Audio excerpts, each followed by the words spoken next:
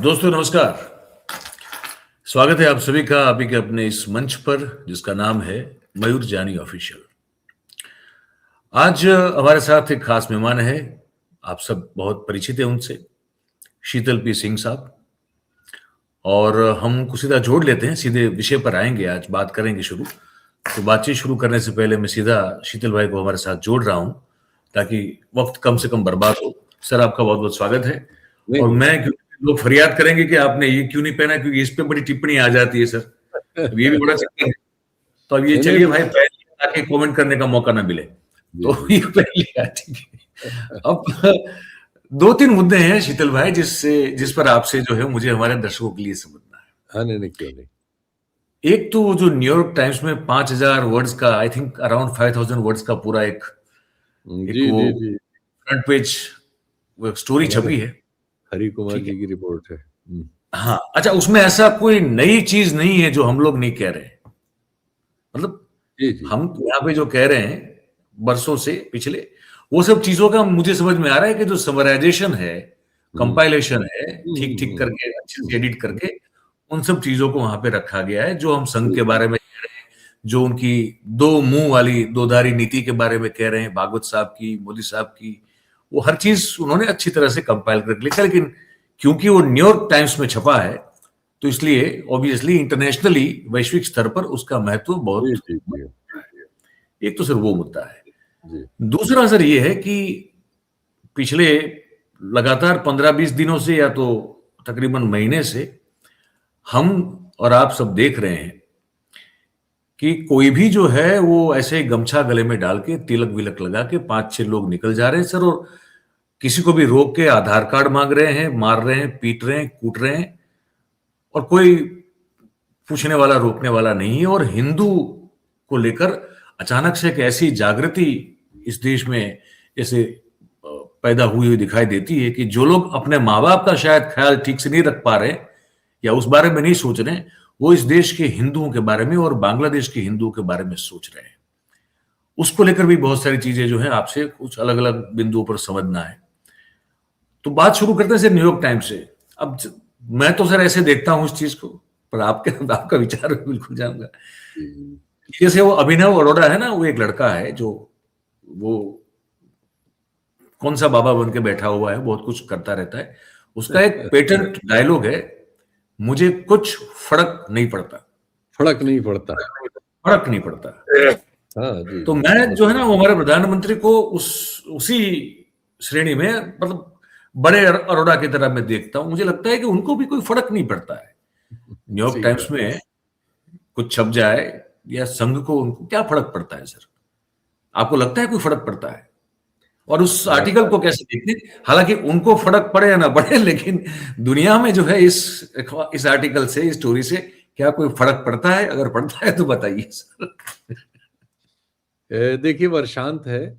और इस समय दुनिया के बारे में जो भी मीडिया में कहीं भी आपके यहाँ या कहीं भी होता है, तो कोशिश होती है कि जो एक करेक्टर सामने आपके आ रहा हो, जैसे आपने जी। बताया कि अपना अपना आपने करेक्टर क्लियर किया कि वही हमें कोई फर्क नहीं पड़ता वाला करेक्टर हमारे सामने है। लेकिन दुनिया तो जो ये पर्टिकुलरली पश्चिम पश्चिम जो है दुनिया के देशों के बारे में जो महत्वपूर्ण उनको लगते हैं, उनके बारे में अपनी राय, उनको वो कैसे परसीव करता है, कैसे देखता है। जैसे भारत को दुनिया, पश्चिमी दुनिया कैसे देखती है, एक्चुअली न्यूयॉर्क टाइम्स उसका प्रतिबिंब है। वो भारत को एक किसी औद्योगिक इकाई के तौर पे नहीं देखती। वो भारत को किसी सामरिक महाशक्ति के रूप में भी नहीं देखती, क्योंकि वो हम दोनों चीजें नहीं है। वो भारत को किसी भी ऐसी सफल चीज के सामने नहीं देख रही है जिसका हम गर्व कर सके, या हमने जो एक अपने यहाँ उड़ाया था 8-10 साल चला, अब थोड़ा इस साल ये जो पाकिस्तान से हमारा एक छोटी सी कुश्ती हुई, उसके बाद वो ढीला पड़ गया। वो ये था कि हम विश्वगुरु हो गए हैं, और हमारे गृह मंत्री तक ये झूठ बोलते थे कि दुनिया में कोई फैसला प्रधानमंत्री मोदी जी से पूछे बिना नहीं होता। तो वो ये जो परसेप्शन क्रिएट था, जिससे बहुत लोग प्रभावित थे देश में, बहुत सारे लोग। हम लोग जब फील्ड में जिस चुनाव में या अन्य कारणों से जाते हैं, तो हमें 2-4 सैंपल इसके हमेशा मिल जाते थे, कहते थे अरे दुनिया में हमारा बड़ा नाम हो रहा है। अभी भी लोग बहुत सारे उसको मानते हैं, क्योंकि वो बहुत सारी चीजें नहीं जानते हैं, इसलिए हम उनको बेनिफिट ऑफ डाउट दे के बताते हैं। लेकिन उसमें ह्रास हुआ है, उसमें चीजें नीचे आई हैं और उसमें तार्किकता नहीं बची है। सिर्फ ऐसे लोग हैं जो जो चीजों को बिल्कुल नहीं जानते, तो वो ऐसी चीजें कहते हैं। लेकिन जो थोड़ा बहुत भी जानते हैं वो ये चीज नहीं कहते, तो वहां से वो विड्रॉ हुई। तो यानी हमारा इंडस्ट्रियल आउटपुट जो है वो 16-17% के बीच था मनमोहन सिंह के जमाने में, वो 13% है, वहां हम नीचे है। हमारा निर्यात जो $400 बिलियन के आसपास, मर्चेंडाइज जो निर्यात है गुड्स का, और अन्य सर्विसेज नहीं जोड़ी जाए इसमें, ये इस जी। दौर में क्या होता है, ये सर्विसेज को एक्सपोर्ट में जोड़ देते हैं और फिर कहते हैं हम 700-800 हो गए और 1000 होने जा रहे हैं। तो ये तो इनके जमाने में ये सब बाजीगरी बहुत होती है, किसी योजना का नाम बदल के अपने नाम पे रख लेना, किसी को, मतलब ज्यादातर का रख लिया गया है, शहर का नाम बदल देना, किसी मूर्ति का कर देना, कोई इतिहास की किताब का हवाला दे देना, कोई 100 साल पहले 70 साल के किसी पहले फैसले पे बहस चला देना, ये सब गिमिक्स है। आप जानते हैं ये सब उसी पे लागू होती है जो आपका व्यंग है। जी। भारत को आदमी कैसे जाने पश्चिम में, ये लेख वो है। और उस दृष्टि से जब आप देखते हैं कि पश्चिम हमको ये जान रहा है कि हम एक राइट विंग हिंदू राष्ट्र जैसी चीज को प्रयोग करते हुए देश हैं जो बेहद गरीब है, जिसका दुनिया की अर्थव्यवस्था में 3-3.5% से भी कम आबादी, उसकी दुनिया में 8 अरब में 1.5 अरब के आसपास है। लेकिन जो उसकी चर्चा जिस बात की है वो ये है कि वो एक हिंदू राष्ट्र जैसी राइट विंग की एक चीज स्थापित करने की इस गरीब राष्ट्र में कोशिश कर रहा है।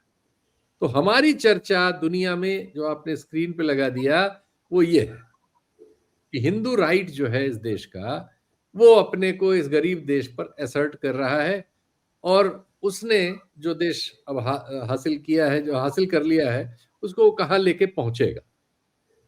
अब बहुत से लोग इस पे खुश भी हो सकते हैं, क्योंकि बहुत से लोग हर बात पे खुश हो जाते हैं कि साहब अब तो हमको इस तरह से देखा जा रहा है और हम अकेले हिंदू राष्ट्र हैं, हिंदुओं का भी राष्ट्र होना चाहिए। वो इस सब के बहुत सारे तर्क हैं।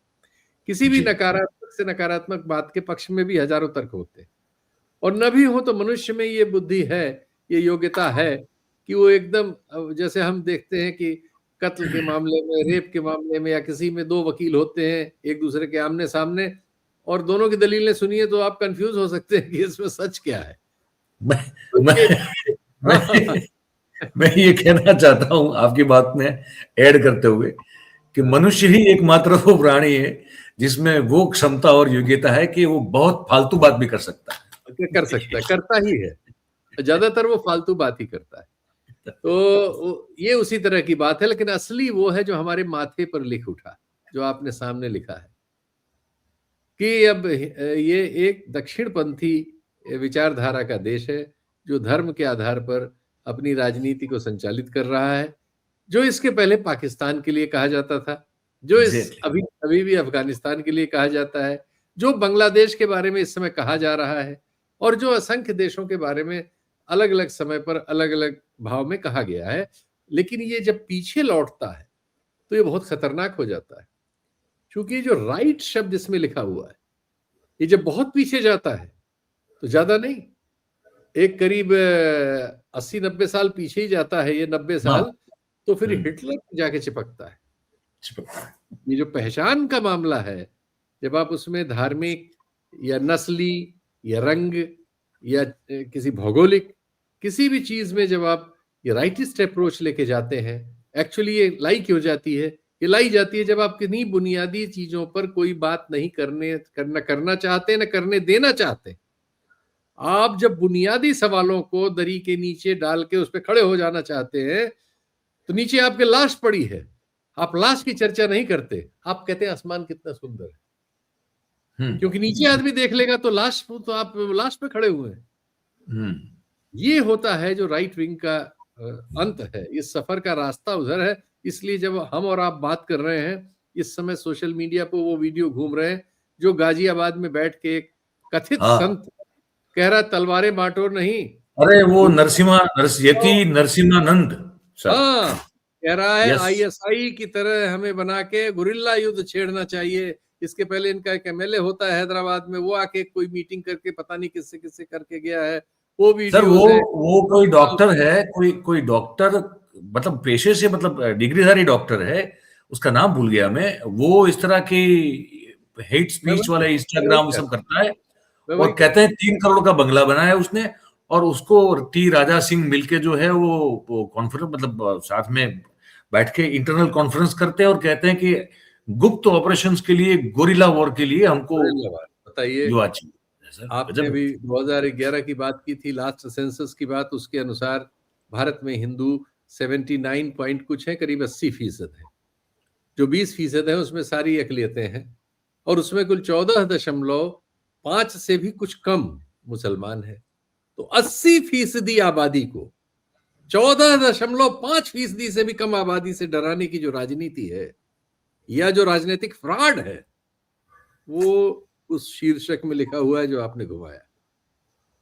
जी ये रियलिटी है। अच्छा हुआ आपने ये डाटा यहीं दे दिया, अब इसमें हाँ, सारा अपने आप आया जा रहा है, कुछ कहने की जरूरत नहीं है। दुर्भाग्य हाँ से हमारे यहाँ अनेक किताबें, अनेक लेख, अनेक भाषण, अनेक वो इन डाटा को सामने रखने की जगह झूठी बातें करते हैं। कोई कहेगा 30 करोड़ मुसलमान है, कोई कहेगा 25 करोड़ है, कोई कहेगा 25% हो गए, कोई कहेगा कि 37 में मुसलमान प्रधानमंत्री हो जाएगा, कोई कहेगा 49 में हो जाएगा। इस तरह की तमाम परिकल्पनाएं झूठी जो है, एक डर पैदा करने के लिए झूठे आंकड़े, हर समय लव जिहाद हो रहा है, इतने लोग मुसलमान बन जा रहे हैं, आबादी बढ़ रही है, घुसपैठिया घुस गया है। अरे 71 में लड़ाई हुई थी, बंगाल में कहा अमित शाह साहब ने, जब आज मैं और आप 71 रिकॉर्डिंग में कर रहे लड़ाई हैं। हुई थी, बांग्लादेश बना था, करोड़ों लोग इस देश में आ गए थे, बहुत से लोग वापस चले गए, बहुत से लोग यहीं बस गए, परसिक्यूशन उनका हो रहा था, हिंदू आबादी का, आदिवासी आबादी का, वो आए, गरीब मुसलमान भी आए, उनकी हालत खराब थी। वो ऐसा देश है जो ज्यादातर पानी में है, उस देश का ज्यादातर हिस्सा जो है वो समुद्र के तल से नीचे है। ये सब बातें बताने को कोई है नहीं, तो लोग गरीब हैं, कठिनाई में हैं। दुनिया में हर जगह गरीब आदमी ऐसे निकला हुआ है, और वो भारत में ही नहीं रुकते, वो यहाँ से पाकिस्तान में भी जो पैदल पैदल ट्रेन में बैठ के इलीगल पाकिस्तान के भी घरों में बर्तन वही मांज रहे हैं, इसके बाद ईरान में भी मांज रहे हैं, पूरे गल्फ में मांज रहे हैं, जहां जा सकते हैं वहां तक जाके बर्तन मांज रहे हैं, गरीबी है, कूड़ा बीन रहे हैं। उनसे देश को 100-150 करोड़ के देश को खतरा बता रहे हो? तुमसे बेशर्म कोई राजनीतिज्ञ है? और देश में प्रधानमंत्री, गृहमंत्री की कुर्सी पे बैठे हो। इनसे खतरा हो गया है, भिखारियों से, कूड़ा बीनने वालों से, गरीबों से। 150 करोड़ के देश को, जिसने उस देश को तोड़ के 2 टुकड़े में किया 71 में, और एक टुकड़े को अलग देश बना दिया, उस देश को उनसे खतरा हो गया है, वो खतरा कर सकते हैं। और कहते हो महाबली हो, विश्वगुरु हो। झूठे हो, सिर्फ और सिर्फ झूठ बोलते हो, और सच को दबाने के लिए ये झूठ बोलते हो। सच ये है कि आज दुनिया में सबसे ज्यादा गरीब लोग भारत में रहते हैं। सब सहारन अफ्रीका से भी ज्यादा गरीब लोग हमारे यहाँ। अभी आपने मनरेगा भी छीन ली, जो उनके हाथ में कैश आने का एक छोटा मोटा जरिया था, जो आपने घटाते घटाते 30% पे ला दिया था, वो भी छीन लिया। कैसे कब लागू करोगे भगवान जानता है, क्योंकि हम तुम्हारी नीतियों को देख रहे हैं ना। अनाउंस किया कि नोटबंदी से आतंकवाद खत्म हो जाएगा, नकली नोट खत्म हो जाएगा, जो नोट ज्यादा प्रचलन में है करीब 16-17 लाख करोड़, ये कम हो जाएंगे, डिजिटल करेंसी बहुत बढ़ जाएगी। क्या नतीजा है? पूरा एमएसएमई चौपट हो गया इस देश खत्म हो गया से। सर। कोई आंकड़ा ही नहीं है कि वो बेचारे कितना चौपट हुए, और 16-17 लाख करोड़ की जगह जिन्हें कम कर रहे थे वो 34 लाख करोड़ हो गया। हाँ, 34 लाख करोड़ के नोट प्रचलन में है। और आरबीआई के अनुसार पिछले साल हमारे पूरे अतीत में सबसे ज्यादा नकली नोट प्रचलन में 2025 में आए। बड़ी समझ आपने, आतंकवाद पहलगाम में है ही है, जिसकी वजह से लगभग एक युद्ध हो गया हमारा। हासिल क्या है आपकी नीतियों का? आप 100 शहर बना रहे थे स्मार्ट सिटी, एक का नाम बताओ, उस स्कीम का नाम बताओ क्या है। स्मार्ट सिटी कहां है? वो स्कीम ही गायब हो गई। तो ये आपकी सफलताएं हैं। कोई याद भी नहीं करता उसको। हाँ, उसके बारे में कोई जिक्र तक नहीं इंडिया करता। चला रहे थे आप। हाँ भैया, स्किल इंडिया कहाँ है? किसको स्किल मिला? स्किल ये है कि गरीब आदमी को, लाद के 10,000 आदमी को आपने रूस मरने भेज दिया है। स्किल ये है कि यहां से आदमी लाद के इजराइल मरने भेज दिया था। ये स्किल है। तो सफलताएं तो ये है। सिर्फ आप रोज गगन बिहारी बने रहे, इस देश के गरीब लोगों पे, आदिवासियों के हित का फंड जो है आपकी चुनावी सभाओं में या आपकी कथित उद्घाटन की सभाओं में खर्च हो। राज्यों में 23% इनके ऊपर कर्जा था जीडीपी के बरक्स, जब मनमोहन सिंह आपको दे के गए। आज कितना है? 32%। 32%। तब दक्षिण के राज्य बेहतर परफॉर्म कर रहे हैं। दक्षिण के राज्य लगातार विकास कर रहे हैं। कर्नाटक, तमिलनाडु, आंध्रा, तेलंगाना, केरला, ये देश की अर्थव्यवस्था में आबादी कम करने में, शिक्षा को गुणवत्ता देने में, स्वास्थ्य की मामले में, जो हमारे ह्यूमन डेवलपमेंट सूचकांक है, उन सारे मामलों में देश की तुलना में बहुत बेहतर करके दे रहे हैं, जिसमें कहीं आप जी। सरकार में नहीं है। उनके किए हुए को आप बेच रहे हैं उत्तर प्रदेश, बिहार की के गड्ढे में। उनके यहां से लाए हुए पैसे को समय पे आप उनको राज्यों का पैसा नहीं देते, गवर्नर बैठा देते हैं जो गुंडागर्दी करते हुए मिलते हैं। ज्यादातर हाई कोर्ट्स में आपने इस तरह के लोगों की भर्ती करा ली है जिनसे आप उन लोगों को फंसाए रहते हैं। सारे राज्यों में आपने उथल पुथल मचा दी है। आपके त्रिपुरा राज्य जिसमें भी आपका शासन है, वहां का बच्चा देहरादून जहां पढ़ने आता है वहां भी आपका शासन है। त्रिपुरा वाले को देहरादून वाले मिलके मार देते हैं, पूरा उत्तर पूर्व जल रहा है। देश में आप तलवारें बंटवा रहे हैं। गाजियाबाद में कैसे तलवारें बट रही हैं बताइए गृह मंत्री जी। खुलेआम खुलेआम बट रही है सर, खुलेआम। तो न्यूयॉर्क टाइम्स क्या छापेगा? वॉशिंगटन पोस्ट क्या छापेगा? गार्डियन क्या छापेगा? लमौद क्या छापेगा? शिम्बून क्या छापेगा? द मॉर्निंग हेरल्ड क्या छापेगा? वही छापेगा जो आपने लगा दिया है, और वही आपने हमें पहुंचा दिया है। बहुत सही कहा सर, बहुत सही कहा कि जिस जिस मतलब ये आपने कोशिश कर ली कि हिंदुस्तान के जो आपके चेले चपाटे हैं वो आपके चश्मे से दुनिया देखे, लेकिन बाकी दुनिया तो ऐसे नहीं देखेगी ना। वो तो जो है वैसे ही दिखाएगी, वैसे ही देखेगी जैसे आपने दिखा दिया। जैसे वही आपने देख रही है, देखेगी तो वही नहीं, देख ही रही है। वो तो एक साल के अंत की खबर है ना। साल के अंत में आपका शीर्षक तय कर दिया, शीर्षक तय कर दिया। बिल्कुल, बहुत सही कहा आपने। पूरा साल देखा आपको और उसके बाद अंतिम दिन जो है छाप दिया कि अब ये है, आप निष्कर्ष है, निष्कर्ष दिया। तो एक तो ये बड़ा महत्वपूर्ण था और इसी के साथ जुड़ा हुआ, क्योंकि ये राइट विंगर रीशेपिंग की बात है पूरी कंट्री को। अब जो रीशेपिंग देख रहे हैं शीतल भाई, तो एक चीज मैं माइल्यूटली, मतलब मैं अपने हिसाब से जो ऑब्जर्व कर रहा हूं यहाँ गुजरात में और बाहर भी, आप भी कर रहे होंगे, वो बड़ी अलार्मिंग है, स्ट्राइकिंग है। ये जो हिंदुत्व का और राष्ट्रवाद का अफीम जो चटाया जा रहा है और जो ज्यादा मात्रा में चाट कर जो है वो नशे में धुत होकर कुछ भी कर रहे हैं, वो ज्यादातर हमारे देश के ओबीसी समाज के युवा दिखाई दे रहे हैं सर। अपर कास्ट या ब्राह्मण बनिया का बेटा नहीं जा रहा है वहां पे। उस भीड़ में जो मोटरसाइकिल की रैली वाली भीड़ हो, या तो हाथ में डंडा और झंडा लेके, त्रिशूल लेके जो है कि मस्जिद के सामने नारेबाजी से लेके तोड़फोड़ करने वाली भीड़ हो, या कावड़ यात्रा हो, या इस तरह के जितने भी धार्मिक जुनून को पैदा करके उत्तेजना की चरम सीमा तक पहुंचाने वाले जितने भी काम इस देश में अभी हो रहे हैं सर, वहां मुझे ज्यादातर जो है वो ओबीसी समाज के युवा दिख रहे हैं। क्या ये मेरा ऑब्जर्वेशन आपको सही लगता है? और अगर है तो इनके कंधे का इस्तेमाल इस देश में एक तरह से तबाही या तो एक अराजकता फैलाने के लिए क्या अभी हो रहा है, आप ऐसा मानते हैं? ये मैं जानना चाहता हूं सर। देखिए, सवर्णों की आबादी, बिहार जनगणना का हमारे पास आंकड़ा है, बाकी लोगों का नहीं है, लेकिन हम उससे थोड़ा बहुत ऊपर नीचे ही होता है सब जगह, वहां ज्यादा होगा। उसके अनुसार 85% लोग जो हैं वो सवर्ण नहीं है। जी, 85% लोग वो हैं जिसका बिहार में तो बहुत बड़ा प्रतिशत है, लेकिन देश में ही जो हमारे पास 31 का आंकड़ा है, पुराना एक ही आंकड़ा है जाति का हमारे पास, उसके अनुसार देश में 50% से ज्यादा लोग पिछड़ी जातियों के। जी। और चूंकि इन आबादियों में तुलनात्मक रूप में प्रजनन दर ज्यादा है, इसलिए आजाद 31 के बाद अब जब ये जनगणना इस बार अगर होगी और उसमें जाति जनगणना होगी और उसके आंकड़े सामने आएंगे, तो हम पाएंगे कि अगर वो 50-51% थे 31 में, तो वो निश्चित ही 55-56%, 54% प्लस ही होंगे, मतलब माइनस होने का प्रश्न नहीं।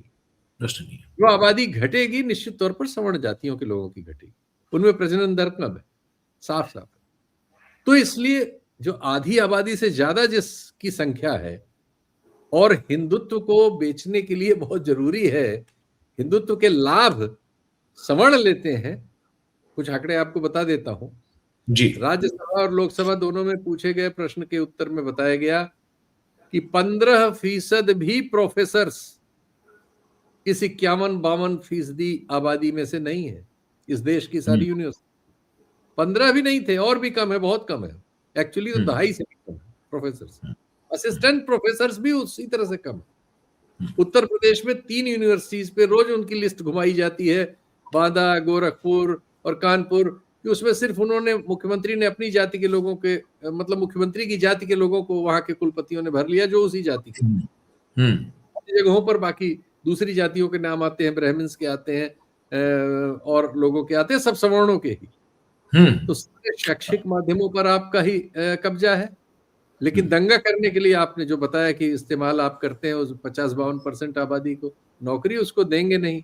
मुख्यमंत्री मोहन सिंह यादव हैं मध्य प्रदेश के, और 27% आरक्षण का मामला जो है मध्य प्रदेश के पिछड़ी जाति के युवाओं का, इसके पहले भी वह पिछड़ी जाति के मुख्यमंत्री 11 साल 15 साल कितना रहे हैं, वो जो आज कृषि मंत्री हैं देश के,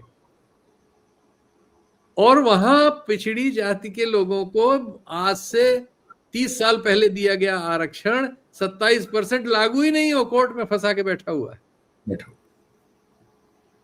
और 27% के सवाल पर जितनी नौकरियां उत्तर प्रदेश में निकली हैं, उसमें ज्यादातर में और लगभग सभी में आरक्षण के हिस्से की हकमारी की लिस्ट लेके विपक्षी नेता और सब घूमते रहते हैं, रोज टीवी चैनलों और इस पे जो उनके प्रवक्ता है दिखाते रहते हैं, रोज उनकी खबरें आ रही हैं सब जगह। एक आपने एनएफएस लगा दिया है, नॉन फाउंड सुटेबल, उनको एनएफएस के नाम से आप कहीं घुसने नहीं देते। और दूसरी ओर आपने क्या कर रखा है, जो 10% आपने ईडब्ल्यूएस किया था, इकोनॉमिक वीकर सेक्शन वाला, उसमें जो मेरिट है वो इस देश के आदिवासी की भी मेरिट से बहुत नीचे है। बहुत सही है, बहुत सही कहा आपने। सवाल नहीं है।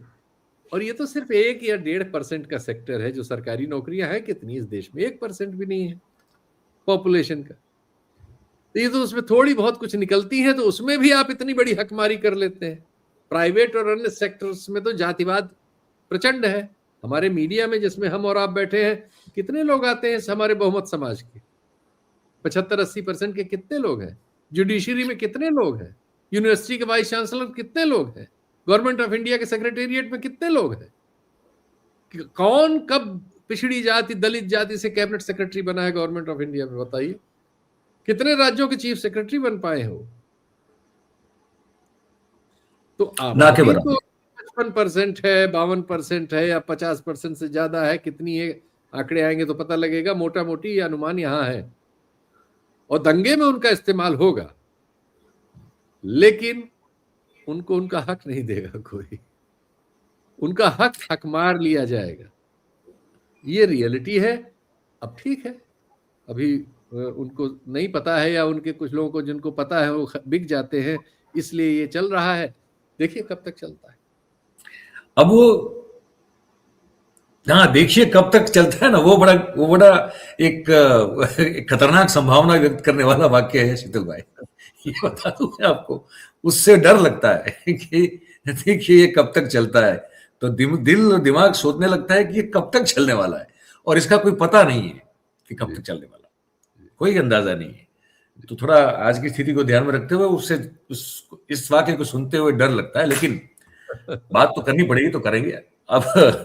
अब जब मैं देखता हूं अभी ऐसे ऐसे दृश्य आ रहे हैं, जैसे कि अभी मैंने कहा कि वो अब वो हिंदू अचानक से जाग उठा है, वो मुसलमान को जो है कहीं से भी कहीं भी जाके पकड़ रहा है, कहीं भी जाके उसकी शिनाख्त कर रहा है, आधार कार्ड मांग रहा है, छत्तीसगढ़ को बांग्लादेशी बना के मार के पीट के मार रहा है, मतलब जान ले रहा है, कुछ भी हो रहा है।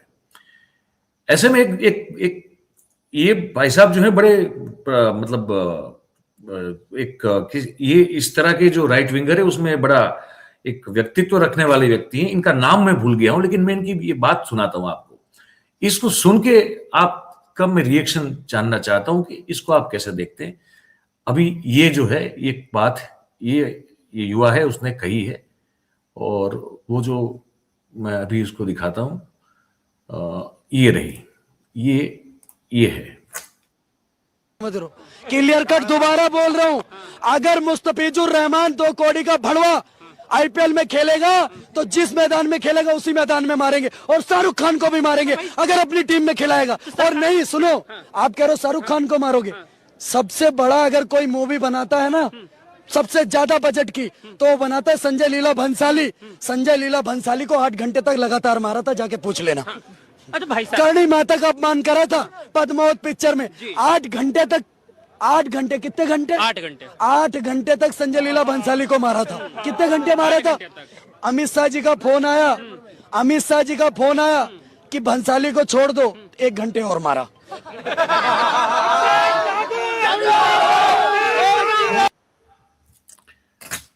एक मतलब शाहरुख खान को भी मारेंगे, मुस्तफिजुर रहमान को भी मारेंगे, संजय लीला भंसाली को तो बहुत मारा, और अमित शाह के फोन के आने के बाद तो 1 घंटा और मारा। ये लोग खुले घूम रहे हैं सड़क पे, ये लोग किसी को कुछ नहीं कर रहे हैं। इसका मतलब भंसाली जो है किसी ऐसी स्टील का बना हुआ कि 9 घंटे मार खाने के बाद भी जिंदा बचा रहा। जिंदा बचा। इतने बहादुर लोग मार रहे थे। तो खैर, ये तो चूंकि अब हमने ऐसे ही ज़ॉम्बी पूरे समाज को बना दिया है। इनको तो ये अपना नाम हिंदी में लिख नहीं सकते, किसी को दरख्वास्त नहीं लिख सकते, किसी मतलब ये कहाँ, ये इनके लिए जीवन में क्या है, इनकी गलती नहीं है। आप सोचिए इस युवा के पास या इस जैसे युवाओं के पास क्या भविष्य है।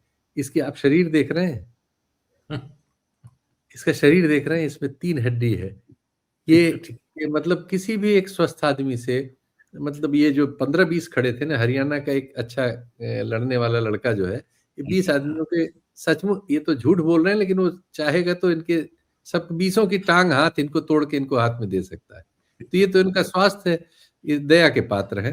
तो इनकी वीरता के लिए हम दया ही कर सकते हैं कि इनको खाना पीना समय से मिले और गुटखा उटखा खा के जिंदा न रहे। इनको तो दोनों टाइम भोजन की जरूरत है, अभी वही नहीं है, वस्त्र नहीं है।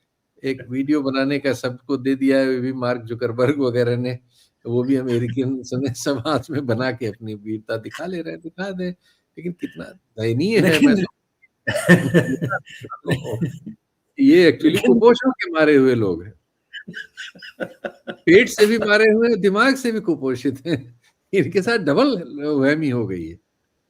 ये सिर्फ पेट से कुपोषित नहीं है, ये दिमाग से भी कुपोषित है।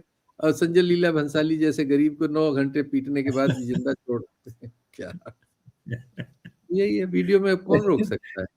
लेकिन जो शीतल भाई, शूरवीरता का एक कुछ जाम जो छलका है इस पूरे देश में, मतलब कि, और मैं अब आता हूँ उस, ये ज्यादा जाम एक तो वीडियो में छलकता है, दूसरे गरीब और कमजोर रिक्शे वाले, ठेले वाले, किसी गाड़ी में अकेले बैठे, किसी दाढ़ी और टोपी लगाए हुए गरीब पे, कोई बांग्लादेशी दिखने वाले रैग पिकर पे, इन्हीं सब पे दिखता है ये। आपने इनमें से किसी को, ये हम कहने की बात है, लेकिन आप इनकी ही राजनीति के हिसाब से सोचें तो वही पाकिस्तान की आबादी 20-22 करोड़ है, हमसे तो बहुत कम है। उनके जो है, उनके दक्षिण पंथ ने, उनके राइट विंग ने कुछ लोगों को इन्हीं की तरह के, उनके भी, इनसे भी और गरीब, उनको थोड़ा बहुत पैसा देके, कुछ खिला पिला के, ट्रेनिंग वेनिंग देके भारत तक में भेज दिया मरने मारने। वो मारे गए, मारे ही जाते हैं। इस तरह के लोग कुत्ते की मौत ही मारे जाते हैं। ये तो कुत्ते लायक भी नहीं है कि ये जाते बॉर्डर पार करके ये भी कहीं किसी शहर में उनके कुछ एक तमाचा किसी को मार के आए। वो तो बड़ी चीजें छोड़ देते हैं, जाते किसी को एक तमाचा ही मार आते, इस लायक भी नहीं है। ये यही है, अपने घर में बैठ के अपने मोहल्ले के से गुजरते हुए किसी गरीब को पकड़ के पीट लें, वीडियो बना लें, वीडियो डाल लें और चिल्लाएं इस तरह से जैसे चिल्ला रहे हैं।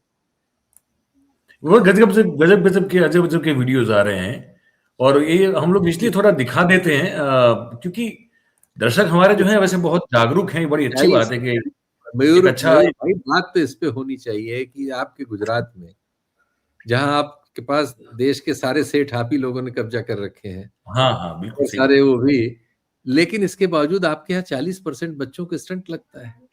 42% तो हो जाते हैं शिकार में। 42% आप बताइए, 2 और बढ़ा दिया आपने।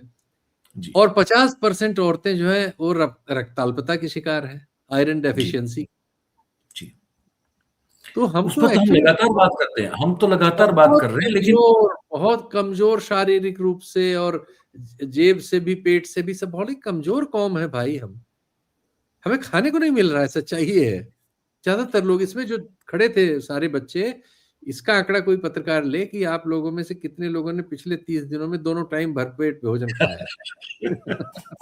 वो एक फोटो छपी थी आज मैंने देखी, वो बरेली की घटना हुई ना, जो वो पार्टी को क्रैश किया हाँ गया, और हाँ हाँ हाँ। उसमें एक फोटो आज मैंने एक्स पे देखी थी, तो बड़ी अच्छी फोटो थी। उसमें वो जो 5 लोग पकड़े गए ना, एक तो वो फरार है, एक तो हाँ। भाग, यार फिर वो ऋषभ वीडियो बना के माफी मांग रहा है, और हाँ, योगी जी से, माफी मांग रहा है। योगी जी से और वो ठाकुरवाड़ जो बता रहा है। हाँ, तो वो जो पकड़े गए ना शीतल भाई, और लिखा था कि इनके तो पास सर्दी के मौसम में, जाड़ों में पहनने के लिए अच्छे कपड़े शूज नहीं। तक नहीं, ये बेचारे चप्पल पहन के घूम रहे हैं। यस और, यस। और ये हाँ, बेचारे ये अरे ये ये फोटो छपी सबके है। हालत देखिए, इन सबके पास मैं दया के पात्र हैं, जैसा मैंने कहा। निश्चित तौर पर अब ये किस जगह का वीडियो है मुझे नहीं मालूम, लेकिन ज्यादातर उत्तर भारत में बहुत सारे लोगों के पास जाड़े में जरूरी कपड़े नहीं है। जाड़े के लिहाज से उनके किचन में भोजन नहीं है। उनके शरीर में टेस्ट करा लीजिए तो तमाम चीजों की अल्पता मिलेगी। ज्यादातर कुपोषित है और इनकी औसत उम्र कम है। और इनको बनाना है अखंड भारत और हिंदू इन्हीं से राष्ट्र। अखंड भारत बनवाया जा रहा है। तो जी ये खंड खंड भारत तो बना सकते हैं, अखंड तो न इनके दादा लोगों ने बनाया था, न इन्होंने बनाया, मिल गया इनको, उसके लिए नेहरू को गाली दे सकते हैं। दे सकते हैं। एक आखिरी पॉइंट है, उस पर बड़ी आपसे एक कमेंट चाहिए।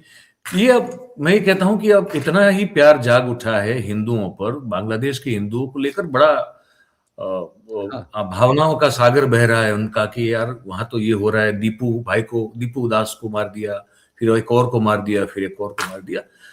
तो मैंने थोड़ा 11 का सेंसस समझने की कोशिश की। मैंने कहा कि हम, चलिए दूसरा सेंसस तो अभी हुआ नहीं 11 के बाद, लेकिन उसी को तो हम अंतिम सत्य मानेंगे। जी तो मैंने उसमें पर्टिकुलरली खोजने की कोशिश की कि अब मैं खोजता हूं कि भाई सेंसस तो आप जानते हैं तरह तरह के आंकड़ों के साथ किया जाता है। तो मैंने कहा हिंदू उस समय कितने गरीब थे, किस किस जात के थे, कितने गरीब थे, गरीबी का प्रमाण क्या था। तो उससे बढ़ाई है, उससे कम तो हुआ नहीं है, क्योंकि हम तो लगातार उसके बाद फिर 2014 से तो हम मार ही झेल रहे हैं। जीएसटी के और नोटबंदी से लेके अलग अलग जो निर्णय अभी लिए वो गए, इनइक्वालिटी रिपोर्ट में सब आया है, इनइक्वालिटी रिपोर्ट में भी वो आया है। हाँ, सब है। हाँ। लेकिन मेरे पास सेंसस कोई पैमाना बना लेते हैं तो मैं दिखाऊंगा आपको। ये हिंदुओं की अगर इतनी चिंता है तो इस देश में जो झोपड़पट्टी में रोड, जो कि ज्ञानेश कुमार ने कहा था कि कोई खंबे के नीचे, कोई पुल के नीचे, कोई एड्रेस सड़क ही के नहीं है, किनारे, इतने लोग के पास एड्रेस ही नहीं है। वो जो हिंदू हैं, चलिए मुसलमान ऐसे छोड़ दीजिए, क्रिश्चियन ऐसे छोड़ दिए, मैं सिर्फ हिंदू को पकड़ने की बात कर रहा हूं। वैसे हिंदू जो करोड़ों करोड़ों करोड़ों की तादाद में है, उनको कोई जाके उनके उत्थान के लिए क्यों काम नहीं कर रहा है? उनका हाथ पकड़े, उनको खड़ा कौन कीजिए। करेगा, कौन करेगा इनका उत्थान? आप देख रहे हैं इनके पेट में दाना नहीं है। ये लोग है ना, ये जो निकल पड़े हैं तलवारें बांटने के लिए, ये तो पहले ये अपना जो किसी ये अपना उत्थान करने निकले हैं भाई। ये तो बेचारे अपना उत्थान करने निकले हैं। कोई नेता इनको चाय पिला दे रहा है तो उससे दंगा, चाय पी के दंगा करने पहुंच जाते हैं। वो एक लड़का जो बहराइच के दंगे में एक मुसलमान के घर में चढ़ गया था, जिसको ले गया था, वो नीचे से उन लोगों ने गोली चला दी गोली थी, लगी। उसकी मौत हो गई थी। उसकी विधवा का बयान सुनिए। हम्म, उसकी विधवा को उस समय खूब हिंदू हिंदू किया गया और योगी आदित्यनाथ जी ने दावा किया है इसको सरकारी नौकरी देंगे और ये देंगे वो देंगे। उसको जो कथित सरकारी नौकरी दी गई थी वो छोड़ के उनके मुंह पे मार के आ गई कि इससे अच्छा तो मैं घरों में बर्तन मांज के कमा लूंगी। मुझे 8,000 रुपए का वेतन पे नौकरी, कच्ची नौकरी दिलाई है, जिसमें से वो जरा सा मैं बच्चे पालती हूँ तो आने जाने में, और मुझे इतनी दूर आने जाने में 2,500 मेरा लग जाता है, और 10 मिनट लेट हुई तो मेरी तनख्वाह काट लेते हैं, मेरे हाथ में 2,500 3,000 रुपए आ रहा है। ये है हिंदू राष्ट्र। ये है हिंदू राष्ट्र। जब और ये भी लाश हिंदू बेच राष्ट्र दी गई, उसको इन्हीं की तरह का रहा होगा, ये जो चिल्ला रहे हैं इन्हीं की तरह का, तो उसकी लाश बेच ली गई, और जो है क्या नाम है, वो वोटों में जितना बदल सके बदलवा लेंगे, और बाकी यही सब, ये जो आप दिखा रहे हैं यही सब पैदा किए जा रहे हैं। इनके भी देखो शरीर पे कपड़े देखो इस बेचारे पे, सब दया के पात्र हैं। ये हिंदू राष्ट्र बनाने वाले सब जो हैं, ये स्वयं एक राष्ट्र बनने के लायक नहीं बचे हैं बेचारे। तो अब इनको तो पहले क्या बताया जाए। और चल रहा है मतलब मजे की, देखिए इनके लिए मजे की बात ये है, अच्छा हाँ, जब तक ये उधम मचाते हैं तब तक इनके खिलाफ कोई कुछ नहीं करता। उधम मचा लेने के बाद अगर पता चलता है कि हाँ इस पर जो है जनाक्रोश या तो बहुत टीका टिप्पणी हो रही है, तो फिर उनको पकड़ के जेल में डाल दिया हाँ, जाता है। पहले वीडियो बनता है, ये सब लोग हाँ। वीडियो बनाते हैं। अब हमारे देश की तो हालत ये है, इस पे भी श्रेय ले लिया हमारे उन्होंने कि मुझे फर्क नहीं पड़ता ने। उन्होंने हाँ। कहा कि साहब इस देश में 80-90 लाख लोग जो हैं वो रील बना रहे हैं आजकल। रील बना रहे हैं, क्योंकि रील बनाने के भी पैसे दे रहे हैं जुकरबर्ग और वो आपका गूगल। 9 सुंदर लाख, पिचाई और हाँ 9 लाख उसमें मोनेटाइज्ड हैं। वो औरतें घरों में अपना आदमी से मिलके इससे करके, कुछ ज्यादातर तो इसमें अश्लील होते हैं क्योंकि वही थोड़ा बहुत उसके बहुत। व्यूज मिल जाते हैं। तो ये सब, इसमें से 9 लाख लोगों का के मतलब रेलवे के बाद, जो रेलवे हमारे यहाँ सबसे बड़ा रोजगार का साधन है सरकारी तौर पर, उसके बाद दूसरा सबसे बड़ा रोजगार का साधन रील बनाना है, जिसके प्रणेता खुद प्रधानमंत्री हैं। दिन में कितनी बनाते हैं देखिए। प्रधानमंत्री हैं वो भी रील बनाते हैं। तो 80 लाख लोगों को उन्होंने रील बनाने पे लगा दिया है, जिसमें से 9 लाख लोग मोनेटाइज करा ले गए, बाकी लाइन में लगे कि मेरा भी मोनेटाइज हो जाए, मेरा भी मोनेटाइज हो जाए। और रील बनाने के चक्कर में लोग क्या क्या करते नजर आते हैं शीतल भाई। इसका भी श्रेय हमारे उन्होंने मुझे फर्क नहीं पड़ता ने ले लिया है। अच्छा, मैं जब भी देखता हूँ ना, मतलब मैं तो गुजरात में था ना तब से देख रहा हूँ, और तब से मुझे बड़ी हंसी आती है कि चल रहे हैं यार। तो मैंने तो मतलब ओबियसली मैं तो इंडिया टीवी के लिए मैंने काफी कवर किया है, उनको करीब से कवर किया हुआ है। तो वैसे मैं जब देखूं ना कि ऐसे आ रहे हैं, और जैसे कैमरा या वीडियो कैमरा को देखेंगे तो ऐसे यूं एंगल बना के यूं देखना शुरू करेंगे। मैंने कहा उधर है क्या देखने के लिए, सीधा देखो ना, सीधा क्यों नहीं देख रहे हो, यूं और यूं अलग अलग प्रोफाइल में क्यों देख रहे हो। लेकिन यूं गजब है वो पहले से। अब ये पता चला, अभी तक मुझे पता नहीं था कि ये आदत आप लोगों ने उनको डलवाई है वहां से। हमने नहीं डलवाई है, उन्होंने अपने आप डाली हुई है, लेकिन यहाँ से डली हुई है, वहां जाके नहीं, वो यहीं से थी। तो ये तो अमित शाह साहब की आखिरी बात में बता दूं, उसके बाद फिर हम तो आगे नहीं बढ़ेंगे, बहुत समय भी ध्यान रखना पड़ता है। लेकिन बंगाल में अमित शाह साहब ने कुछ कहा है सर, ये सुना देता हूं मैं आपको। 2-3 चीजें कही। एक तो सर अपनी आदत के मुताबिक 2026 के बाद जब भाजपा सरकार बनेगी, बंग गौरव, बंग संस्कृति, उसके पुनर्जागरण की हम फिर से शुरुआत करेंगे। और विवेकानंद जी, बंकिम बाबू और गुरुवर टैगोर और श्यामा प्रसाद मुखर्जी के स्वप्न का बंगाल बनाने का हम फिर से एक बार प्रयास करेंगे। और आज मैं फिर से एक तो ये बात कही, दूसरी बात जो उन्होंने कही वो मैं आपको वो भी दिखा दूं। इसके साथ साथ ये भी कहा है उन्होंने, ये भी कहा है, इस राज्य सरकार ने अपनी नीति के रूप में स्वीकार कर लिया है। अब मरहम लगाने का प्रयास हो रहा है, मैं सुबह से देख रहा हूं, मगर अब मरहम लगाने से कुछ नहीं होता है। हृदय पर, बंगाल की हिंदुओं के हृदय पर घाव इतना गहरा बैठ गया है कि कोई मरहम काम नहीं आएगा। अब आपका जाने का समय तय हो गया है। यहां तक इंतहा कर दी। और फिर आखिर में ये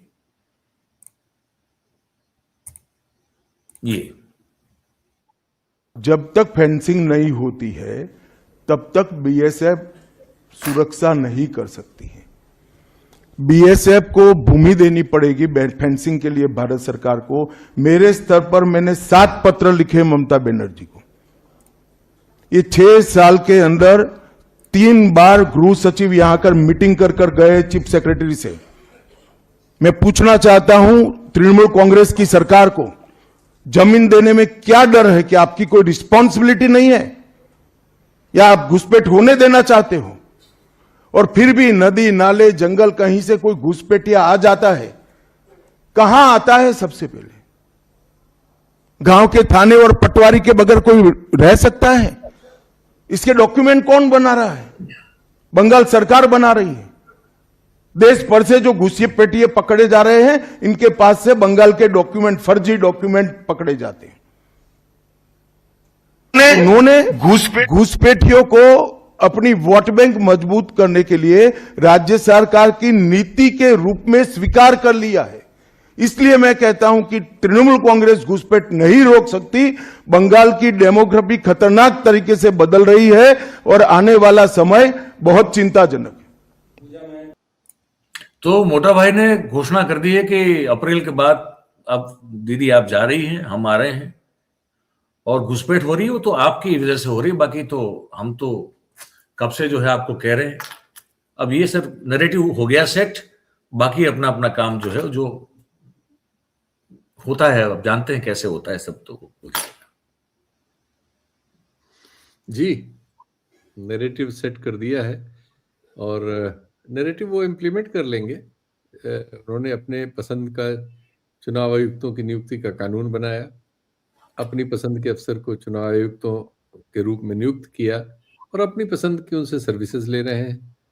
तो अब वो किसी भी सरकार के बारे में अगर ऐसी घोषणा करते हैं तो हमें उसको गंभीरता से हमें आपको लेना पड़ेगा, क्योंकि उनके पास सब कुछ है भाई। और उन्होंने मुद्दा आपके ऊपर लाद ही दिया कि हम बीएसएफ हैं, आपने जमीन नहीं दी, हमने आपको चिट्ठी लिखी, अब आप जाइए, और आपने घुसपैठ कर ली और इससे डेमोग्राफी बदल गई है। बिल्कुल बदली है वहां डेमोग्राफी, 71 के बाद से बदली है, इसमें क्या शक है, सभी जानते हैं। इन सभी राज्यों में युद्ध हुआ, दूसरा देश बना, बहुत से लोग भागे, हिंदू भी आए, मुसलमान भी आए। हिंदू की बात आप नहीं करते, मुसलमान की करते हैं, वो आपको सूट करती है। दोनों गरीब थे, दोनों आए, परिस्थिति ऐसी थी आए। हमारे यहाँ क्या, दुनिया में हर जगह जाते हैं लोग, जिनके यहाँ परिस्थिति खराब है, नाव डूब जाती है, आपके अपने लोग भी दुनिया में जाते हैं। अमेरिका में 20 लाख से ज्यादा आपके इलीगल लोग हैं, यूरोप में 10 लाख आपके इलीगल लोग हैं, गल्फ में आपके अनेक लोग हैं। आपकी आय का सबसे बड़ा साधन दुनिया में इनके द्वारा भेजा गया रेमिटेंस है। तो आपके लोग किस लिए, आप किसी अमेरिका पे कब्जा करने भेजा है आपने क्या? बांग्लादेश वाले को आप कहेंगे कि वो मुसलमान आया तो कब्जा करने आया, हिंदू आया तो मजबूरी में आया। ये जो आपकी राजनीति है ये चालाकी भरी है, लेकिन अब ठीक है, ये राजनीति बिकती है। आपको वहां 70-30 में खेलना है। 70% वहां हिंदू है, 30% मुसलमान है। ममता बनर्जी मुसलमानों में खेलती हैं, आप हिंदुओं में खेल रहे हैं। 38% पहुंच गए हैं, थोड़ा और धक्का लग जाए तो 42-44% पहुंच जाएंगे। उनके 3-4% SIR के जरिए आपने कम करा ही लिए होंगे। 3-4% आप हरियाणा और महाराष्ट्र और कहां से वोट डलवा लेते हैं, तो चुनाव आप जीत सकते हैं भाई। हम तो कोई इसमें विवाद कर ही नहीं रहे, बिल्कुल आप जीत रहे होंगे, क्योंकि जीतने के लिए जो कुछ चाहिए वो सिर्फ आप ही के पास है। और BL संतोष का बयान 5 जन्य के डायलॉग में आपने सुना होगा, अभी अभी जो आया हुआ है ना, ये अंत में ये बयान सुन लेते हैं। सत्ता प्राप्त करना पॉलिटिकल पार्टी के लिए अनिवार्य है, नहीं तो मुझे केवल भाषण करते रहना पड़ता है। जिंदगी में मैं कहीं आर्टिकल 370 को छू नहीं सकता हूं और आर्टिकल 35 को छू ही नहीं सकता हूं, because I am in government, our people, sorry, I will never be in government, because our people are in government, our leadership is in government, and our leadership is in government with full strength. We could touch Article 370 and we could touch Article 35. Otherwise, I should keep on doing agitation. तो सत्ता प्राप्त करना हमारा लक्ष्य है, मैं इसको underline करके बताता हूँ। देन टच बटन, तो किसके लिए है, यानी सत्ता भोगने के लिए नहीं है। हाँ, तो फिर वो पिछले क्या 12 साल में माननीय प्रधानमंत्री जी मोदी जी ने जिस तरीके से सत्ता में उसका उपयोग उन्होंने करके डीकोलोनाइजेशन से लेकर के बहुत सारे विषयों को उन्होंने आगे बढ़ाया है। चुनाव में इनको भी फिर आगे बहुत सारे विषय ही बोलना पड़ता है, गिना नहीं पाते हैं। ये विषय है, बस बहुत सारे ढूंढते रहिए। जीतने के लिए सब विषयों की जरूरत ही नहीं है। वैसे देखे तो चुनाव में दिखने के लिए कुछ लोगों का जो लिबरल कहते हैं उनका सपोर्ट हम खोना भी पड़ता है ऐसे विषय में, लेकिन in spite of doing it why do we touch, यानी because we are committed, we are ideologically committed and we are committed to the a cause which this nation deserves, like and it loves. तो इसके लिए हमने तो सत्ता एक बहुत बड़ा मार्ग है हमारे विचार को आगे बढ़ाने के लिए, और इसका अलग अलग पहलुओं को ओपन अप करने के लिए हमारे पास सत्ता मार्ग है। हम इसको तीनों जगह में जहां जहां हम सत्ता में आए हैं वी हैव एग्जिबिटेड इट। मतलब सत्ता, इनसे सिंपल एक चीज, 370 को हटाए हुए तो एक पूरी पंचवर्षीय योजना खत्म हो गई ना, जी, तो दूसरी लग गई है। तो पिछली पंचवर्षीय योजना में हटा लिया था। क्या वहां जितनी कंपनी सीआरपीएफ हम लगाते थे उससे एक कंपनी कम हुई है कि एक कंपनी बढ़ी है? जितनी फौज हमने लगा रखी थी उससे कम फौज वहां है क्या, या उससे बढ़ी है? बड़ी डेमोक्रेटिक नॉर्म्स में उन राज्य में कहाँ है? क्या हम चुनाव नॉर्मली करा पा रहे हैं? आज राज्य का दर्जा देने का सवाल आपके यहाँ पेंडिंग है। तो आपने आजादी छीन ली, आपने हजारों लोगों को जेलों में डाला, आपने उससे ज्यादा मारकाट मचाई, आपके समय में आतंकवादी घटनाएं लगातार हो रही हैं, बड़ी बड़ी हो रही हैं, युद्ध की नौबत है। तो हासिल क्या किया? 370 के बाद कितने लोगों ने अहमदाबाद से, लखनऊ से, पटना से, कलकत्ता से, चेन्नई से जाके वहां जमीन खरीद ली और बस गए? उन्हें तो छोड़ दीजिए, जो जम्मू में आपने कश्मीरी हिंदू रखे हुए हैं उसमें से कितने लोग वापस अपने अपने घर को लौट गए? उनकी जरा लिस्ट बता दीजिए। 6 साल में, 7 साल में कितने हो गए? कितने 100 साल में आप उनको वापस लौटा लेंगे? तो हासिल क्या किया भाई? जैसे आपने नोटबंदी की, हासिल उल्टा हो गया, 17 लाख की जगह 34 लाख करोड़ हो गया। आपने कहा कि सब 100 हम ऐसे शहर बसाएंगे, 0 हो गए। तो 370 हटा लिया और फौज लगानी पड़ी, युद्ध की और नौबत आ गई। हासिल क्या हुआ हुजूर? टच कर सकते हैं, जिसको चाहे उसको टच कर सकते हैं। टच करते रहिए, इस देश को टच करने की कीमत चुकाते रहने दीजिए। हाँ। बाकी कोई फर्क नहीं पड़ता है सर। वो अभी जाएंगे कहीं और, मेरे ख्याल से हम लोग देखेंगे कहीं और जाएंगे, राष्ट्रीय सम्मान पाएंगे, हाँ। कहीं और मेडल लेके आएंगे कुछ, वही सब होना है, ये सब करेंगे। पर हम बात करते रहे कि हमको फर्क पड़ता है, तो हम तो बात करेंगे, उनको नहीं पड़ता, वो अलग बात है। बहुत बहुत धन्यवाद सर, बहुत बहुत धन्यवाद, आपने वक्त निकाला। Thank you very much. Thank you जी। तो दोस्तों, शीतल भाई थे, आपने हमारी बातचीत सुनी। अब आपकी बारी है, आप इस बारे में क्या राय रखते हैं, अपनी सोच रखते हैं, वो हमको लिख के बताइए। और अगर लगा हो कि ये बातचीत जो है वो, ये संवाद सार्थक रहा, आपको अच्छा लगा, तो इस वीडियो को लाइक करें, इसकी लिंक को हो सके उतना शेयर कीजिए। और ये मंच आप ही का है, अगर आपने अब तक सब्सक्राइब नहीं किया है तो कर ले, और अपने साथियों से भी करवा लें।